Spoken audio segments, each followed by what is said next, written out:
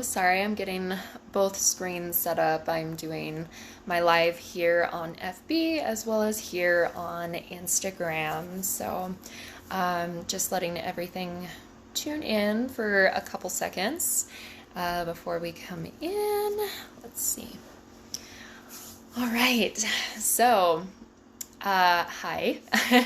Happy Friday. For those of you who don't know me, my name is Kat, and this is through my business of KatalystHolistic Life Coaching. And today I'm here to talk about some new modalities that I'm bringing in, which I'm really excited about. And this is called light and color therapy. I have now studied to be a light and color therapist. I recently finished my course on this, and now I want to kind of incorporate and talk about what this might mean, because this might be something that's very new to you, or this could be something that you've heard of before, and maybe there's different applications that you do not know about. So I wanted to offer this as kind of like a live Q&A if anyone does tune in live.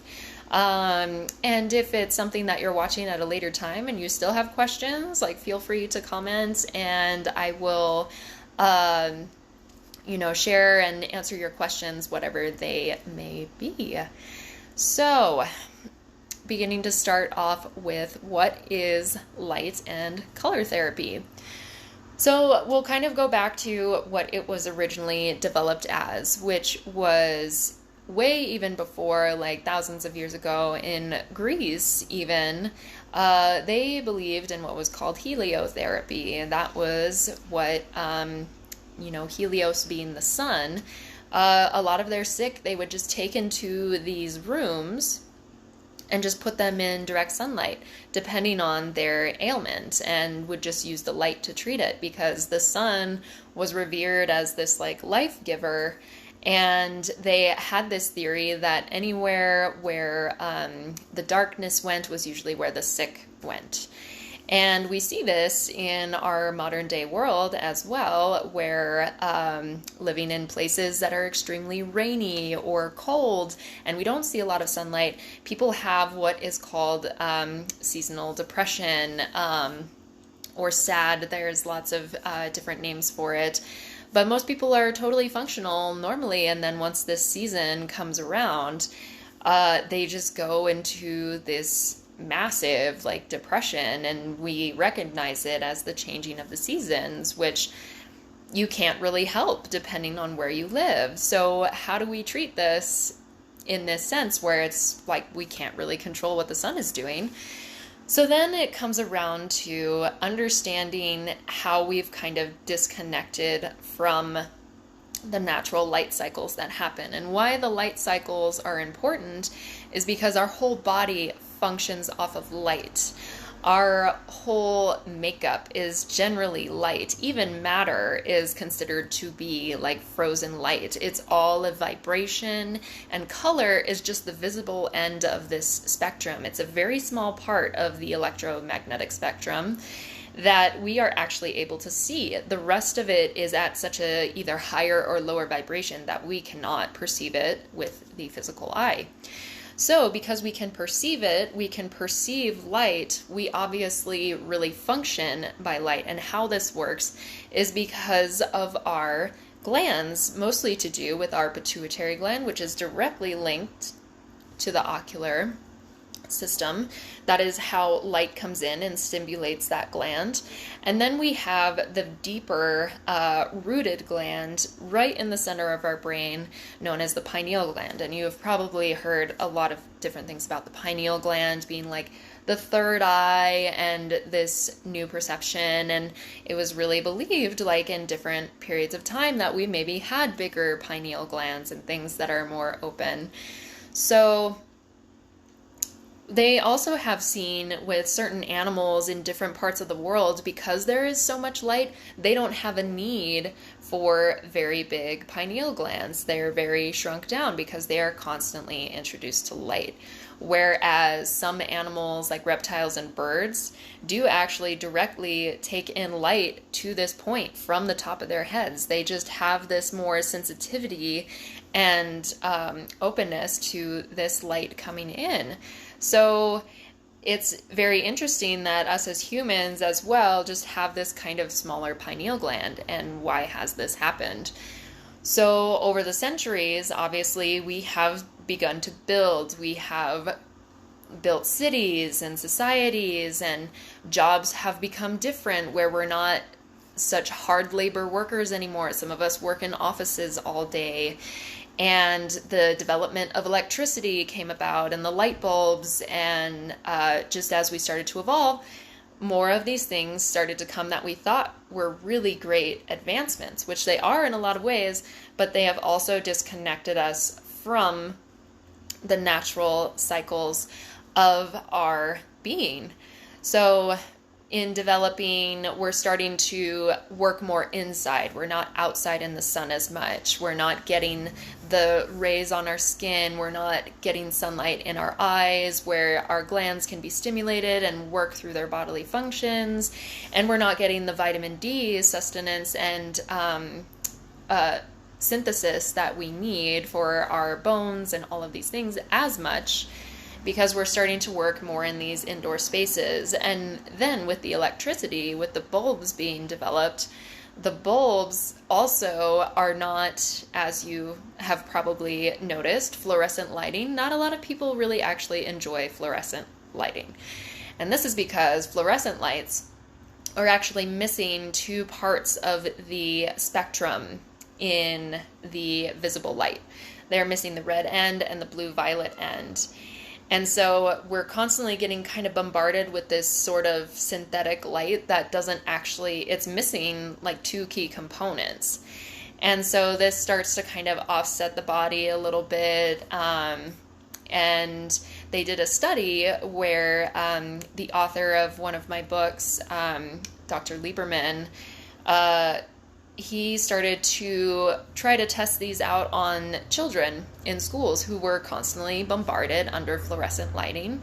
And not only did they decide to change the bulbs, they also decided to paint the walls a different color that wasn't just like blinding white. They also changed it to something that was more soothing and calming, such as like green, or which is a very neutral color, and or blue, but they didn't want it to be something that was so calming that they wouldn't pay attention. But the most important thing was with these light bulbs, they decided to use full spectrum, which they do sell like regularly. You can find full spectrum fluorescent lighting to put into your home, even in office spaces. And this actually has the full spectrum of the visible light. And what they found when they started using this full spectrum is everything started shifting with these kids. Like, we see these problems of constantly prescribing them on Adderall for ADHD, or they have learning disabilities where they can't keep up with the curriculum. And, you know, public schooling is kind of a different subject that I'm not really gonna branch on. But still, we notice how children are struggling in a lot of these environments. So they made this shift, and it was pretty much just 100% of the students in this room had some sort of shift, whether it was just from they were able to hear more and take in more information, or some of them even got taken off of their prescription Adderalls and or Ritalin or whatever they were taking. And so it's very clear that this has a direct effect on how we are functioning in the brain and in the body and in the emotions. So then thinking of our workspace as well, what a lot of our office workers, and a lot of us are doing that 24/7 sometimes. And we're constantly bombarded with this fake light. So then we see this rampant thing of depression, disease, anxiety, all these sorts of things. And, hold on, I am just making sure. Okay, we're still filming. Sorry, cut out a little bit on one of the cameras. So touching on that, and understanding how light directly starts to affect the body systems, how we're interacting, and these sorts of things. And we start to take this away, get out of the natural cycles. Even with things that are built around us are made to be UV protective. So we have UV sunglasses, keeps out all the sunlight. We have UV windows that keep out everything from coming into the house. Lots of coverings, extreme amounts of sunscreen. So we're cutting out the sun even more when, skin cancer and all of these things didn't used to be such a huge problem in our history, as well as this amount of depression and variances in disease. So a lot of people started looking into, okay, what's some of the cause of this? And outside of, diet and lifestyle, it's also realizing that we are not living in a world where we're kind of connected to our outside world as much as we used to be. We're much more enclosed into this kind of synthetic environment we've created for ourselves. And even outside of the fluorescent light bulb, they've developed multiple different ones. Some are like incandescent, where they have just the red, orange, and yellow ray, which if you're only working on that end, that's the much more aggravating, if you think of like red and those colors, much more aggravating and just not able to relax kind of light. And then we've also had ones that have more of a pink glow to them. They're like fluorescent white, but they come out more pink. And they actually found studies of those ones causing tumors in rats, like severely, like pretty quickly. So with all of this synthetic stuff going on and all of, starting to realize these patterns of how simple a solution would it be to start implementing just light into our lives a little bit more, natural light. Because sometimes, yes, we can't get the natural sunlight. So then there's the full spectrum lighting treatment. And then that starts to broaden into this section of doing color therapy. And color, once again, is that visible end of the spectrum. So if it's visible to us, if we're able to perceive it, then we have this personal interaction with it. And you even feel it when you have a favorite color. You love seeing certain colors, or there are certain colors you just absolutely hate and cannot stand. And even black and white are kind of in this sort of spectrum a little bit, where black is like the absence of color and white is the combination of all the colors, as you have seen with the Pink Floyd light shining through the prism and it splits into the rainbow. That is because when they all combine, they make the white. So white is all the visible color. So when we start to realize, too, breaking into this color therapy, how can colors also be used for this treatment? And you'll see this, too, when you're feeling a certain way or wanting to have a certain mood. Maybe you're picking out food or clothing or things that you're really drawn to. And it could be that emotional state of healing that you are wanting to be in as well. So, a few different methods of application that these different therapies work as are dependent on which body system you're working through in a lot of senses. There were methods developed called the syntonics, which specifically works through the eyes, directly stimulating those glands in the brain, the pituitary and the pineal. And some would use either just direct light into the eyes. There's different machinery, things like that you can use.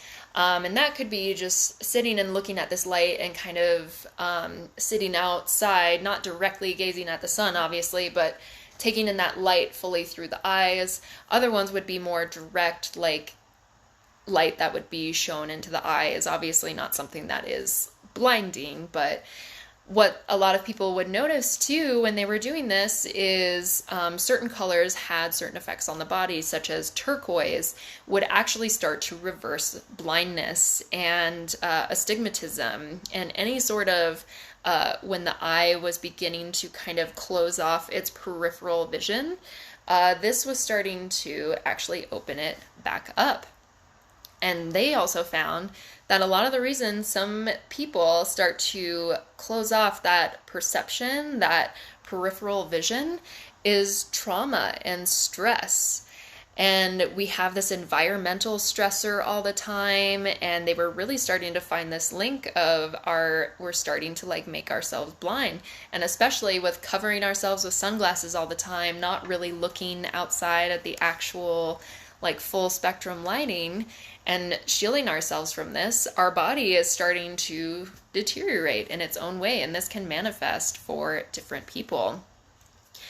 So finding that with, turquoise lighting, other ways to do it that they found with syntonics was there was a correlation between what they called color preference or color aversion, where you have that favorite color, you really love it, and it doesn't bother you.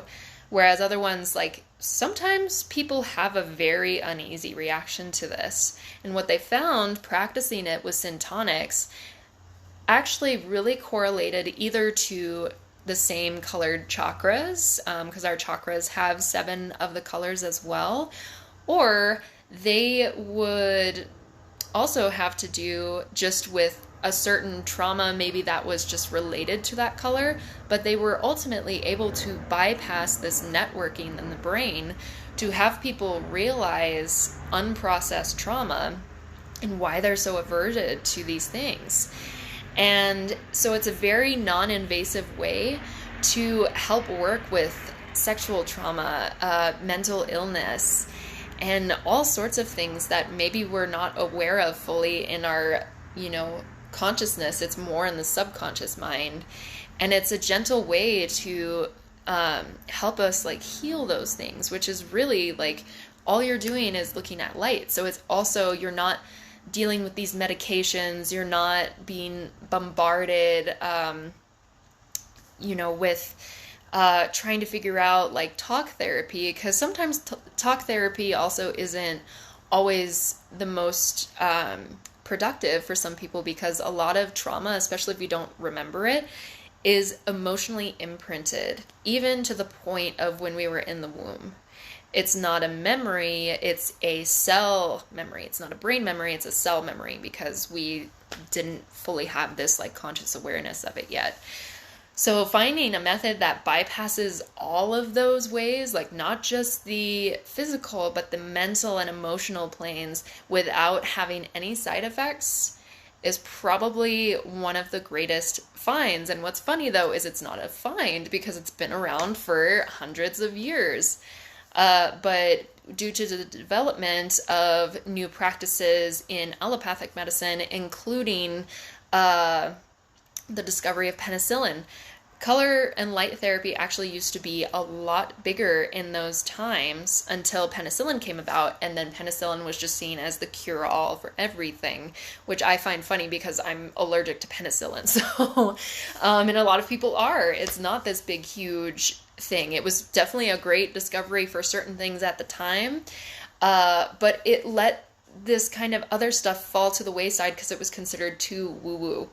But nowadays, in cancer treatment, they're using methods of color therapy to actually find tumors and be able to eliminate them.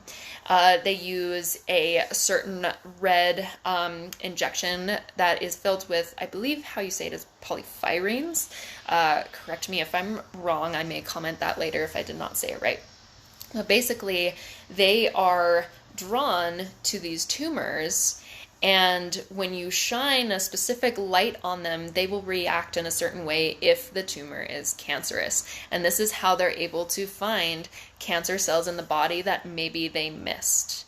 So as much as we try to deny that it's really this great use, we're still using it in a lot of ways. So another method outside of syntonics is also called the Dinsha method, or the 49th vibrational technique. And this mostly just focuses on color, visible color. And how that works is the 49th vibrational technique, or also known as the 49th octave, which is the octave that these colors specifically vibrate to. So it's that octave that is actually visible to us, is what we use to create healing. And this can also be used in just like food color therapy, because we've also seen when you take certain Kirlian photography, which has to do with light auric field photography. If you take pictures of humans, you see this electromagnetic field around them. You do the same thing when you take pictures of fruits and vegetables, and they have their own electromagnetic field that they put out. So everything is light in form, in this matter form. So the more you ingest light, the lighter you're going to feel. And we have these certain colors, such as like green apples, red berries, and they talk about this slightly in Ayurveda too, where it's like red foods are really usually grounding, like red meats, red beans, things like that, working in the root chakra area, whereas like orange foods are usually like really juicy and like filled with water, like carrots have a huge amount of water, oranges, things of the like with that. But when we're actually just using the color therapy in and of itself, this was a method developed by a man named Dinshaw, and he found that using color filters over a light and projecting this light onto the body or a specific area that needed treatment had its own healing effects. And his was a little bit different, where in the sense we think of color as pigments, or tints or hues, whereas this kind of functioned a little bit differently, because the colors that created the white were actually red, blue, and green. So these, normally we think of primary colors as the red, yellow, blue, but green was more of this central point, and that's what really like made this white light. And so he created these filters specifically for colors, not just the red through violet rainbow spectrum, but also some of the ones of in between, such as like lemon and turquoise, and a few others like magenta, purple, and scarlet. And so these are just kind of some more intense colors that are used for different reasons. And he, based off of what they were encountering, this first got developed back in the 30s, and he spent years just writing his informational books on what these certain colors could do for certain treatments. And you would usually do about an hour-long treatment on someone for 7 days for something specific. And it was just like one of these really profound things, that it was non-invasive and it was reversing these things, and it's all to do with just color and light, which seems just really mind-boggling. And so nowadays you can get these filters, and they're usually like a combination of colors. I had to make my own personal filters, and these are more of the methods that I'm going to be practicing, is the Dinshaw method. And this is also a nice way to move into what's called hydrochrome therapy. And hydrochrome is using colored water. It's not actually colored, you're not putting dyes in it, but you're taking those same filters and you are using sunlight to tone this water. They call them tonations, is basically because it is a vibration. So you are toning your body to this color for a specific healing. And so you would use this in hydrochrome therapy, and it works very similarly, where you would drink it. Just the same as anything else with homeopathy, like flower essences, herbs, liquid crystals of the like. It's very much the same thing and can have the same effect. And some of these colors are even like so purifying, such as lemon. Lemon has the highest mineral content of all the colors, and it contains all the essential ones, you know, iron, germanium, potassium, all of those. It's like the richest one that you can do, so it's considered the most purifying. Which, when you also use lemon on the body, it's the same thing. It'll have a very cleansing, purifying effect if you need to detox from something. And lemon and turquoise are considered closer to neutral, but green is the most neutral. So green being right in the center means that it balances on both sides. So if you're overactive, it'll calm you down. If you're underactive, it'll lift you up. So you can't really go wrong with green. That is one of the few colors that is just like, there will not be any wrong way that you can do it. Other colors you just have to be more cautious of because of what it stimulates in the body. Like red stimulates like blood flow, can stimulate like aggression because it's starting to stimulate the tissues to work. So if you're already kind of inflamed and you're dealing with something like arthritis, red is not the best.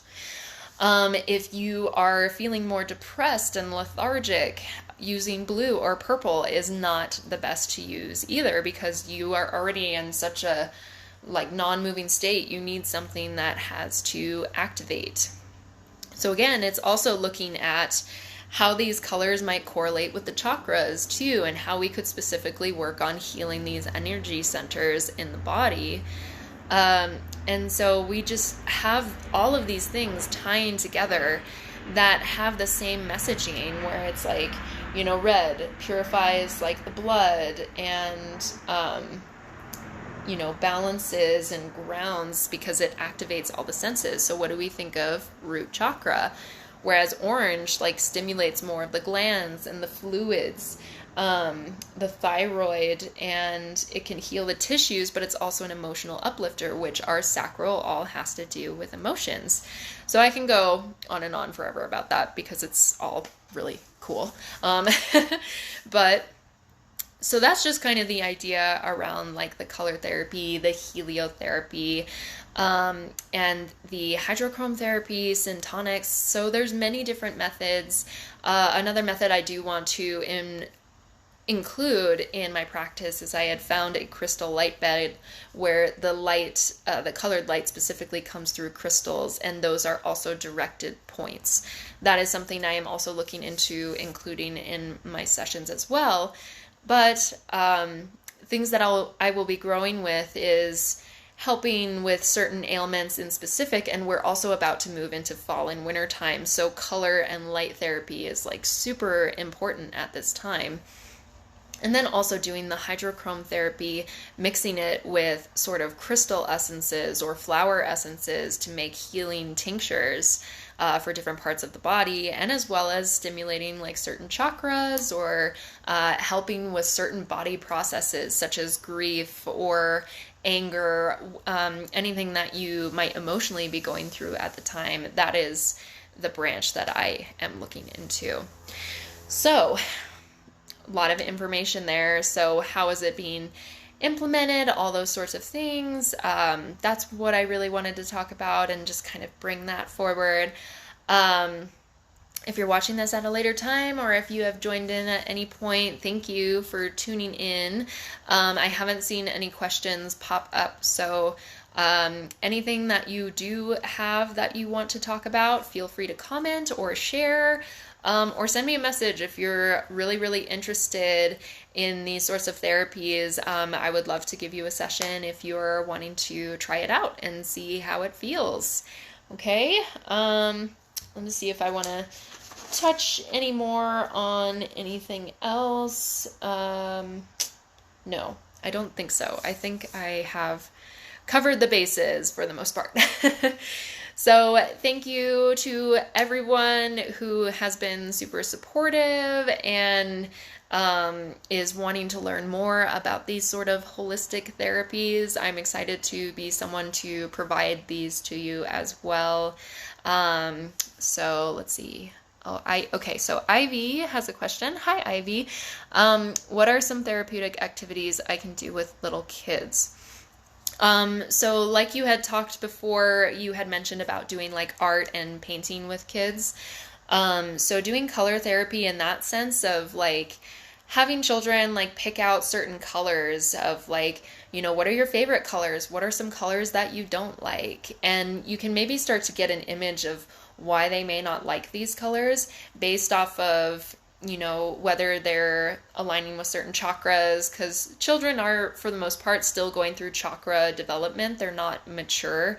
So they may not have as much aversion to certain colors unless it's in the lower chakras, because I think it's from, let's see, age 2 to 4 is the third chakra. So everything younger than that is like all like primal survival chakras.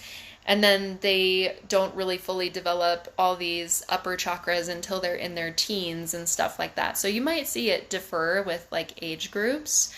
But also just like having them maybe tune in with colors where they sit with a color, or they kind of describe it, how it makes them feel.